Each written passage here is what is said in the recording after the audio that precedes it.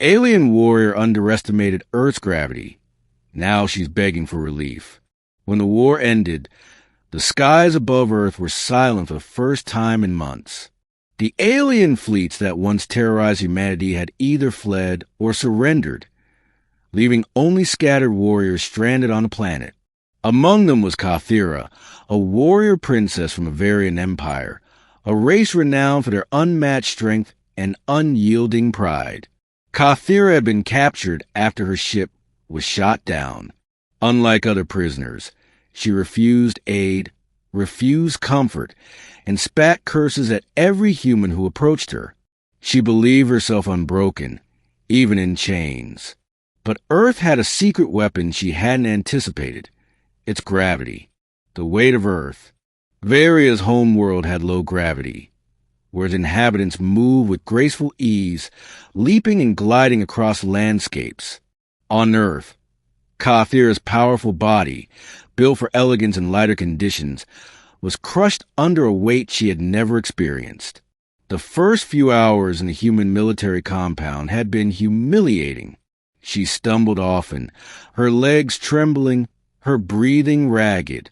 What should have been a simple walk to her holding cell became a struggle that left her drenched in sweat. Captain Elias Monroe watched her from a distance.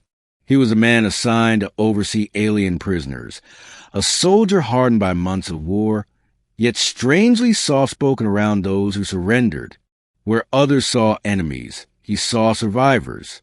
"She's not going to make it through the night if we leave her like this," his medic muttered.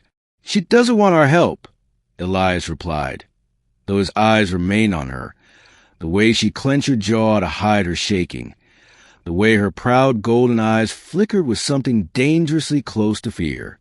Pride and collapse. By nightfall, Kathira collapsed. Elias was the first to reach her cell. The alien warrior lay curled on the floor, her breath shallow, her body trembling violently. Sweat soaked the dark fabric of her torn armor. "Damn it," Elias muttered, unlocking the door. He knelt beside her.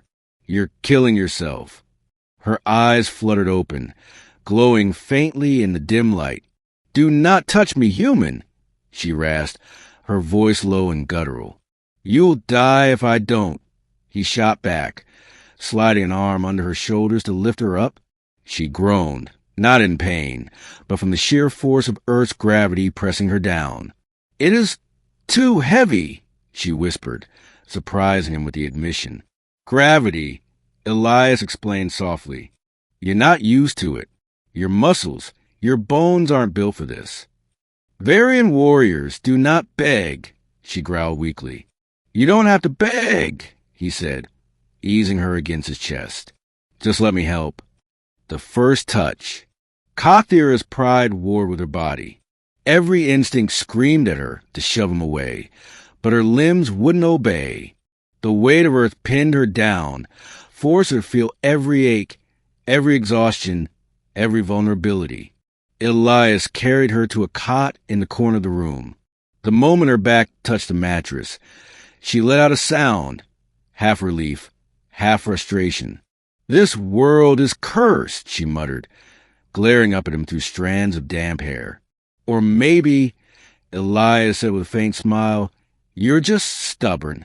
She hissed softly, baring sharp teeth. "You mock me." "No," he murmured, grabbing a clean cloth and wiping the sweat from her brow.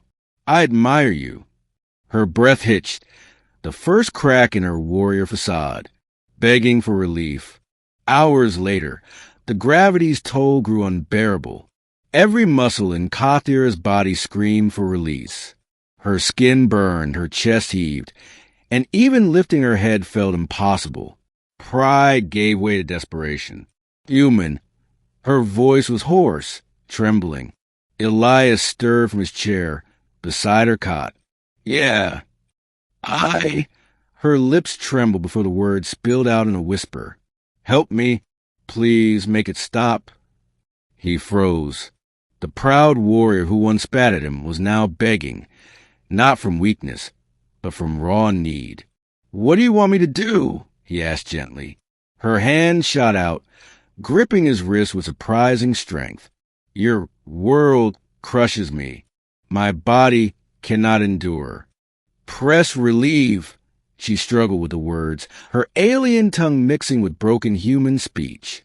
You want me to massage the muscles? He guessed. Yes, she hissed, eyes blazing with humiliation and hunger. Relieve this weight. The intimate care. Elias hesitated only for a moment before slipping off her armor's remaining plates. Beneath, her skin shimmered faintly. Soft violet marked with pale scars, beautiful and foreign. His hands began at her shoulders, kneading gently. She gasped, claws digging into the sheets. The tension in her muscles was unbearable. Coiled steel forced into submission by Earth's gravity. Too soft, she growled. Harder. He obliged, pressing deeper, and her low moan filled the air. Not one of pain, but release. As he worked down her arms, across her back, and along her thighs, Kathira trembled under his touch. Each knot he unraveled drew another ragged sound from her throat, each movement breaking down the walls she'd built around herself. Your hands, she panted, strong, gentle. And you're lighter than you think, he whispered, though the words were a lie. Every inch of her body felt powerfully built, dense with muscle, heavy with unspent energy. By the time he finished, she lay sprawled on the cot, eyes half-lidded, chest rising and falling in slow, steady breaths. A warrior surrender. I underestimated your world, Kathira murmured, voice softer than he'd ever heard. You'll adapt, Elias said, covering her with a blanket. Your strength's not gone, just resting. Her golden eyes met his. You fought us. You should hate me. War's over, he replied simply. You're here now. That's all that matters. Silence lingered, heavy but warm. Then unexpectedly she whispered, Stay? He blinked. What? Do not leave me alone, she said, almost pleading. Not tonight. Elias hesitated, then sat back down beside her, hand resting lightly atop hers. I'll stay. For the first time, Kathira closed her eyes without fear. The days that followed. Recovery was slow. Each day, Kathira grew stronger, her body slowly adjusting to Earth's gravity. But her pride never fully returned. Not the way it had been. Something had changed in the way she looked at Elias. The hatred was gone. In its place was curiosity, and something softer, something dangerous. She no longer flinched from his touch. She sought it, and when one evening she whispered again for relief, there was no shame in her voice, only need.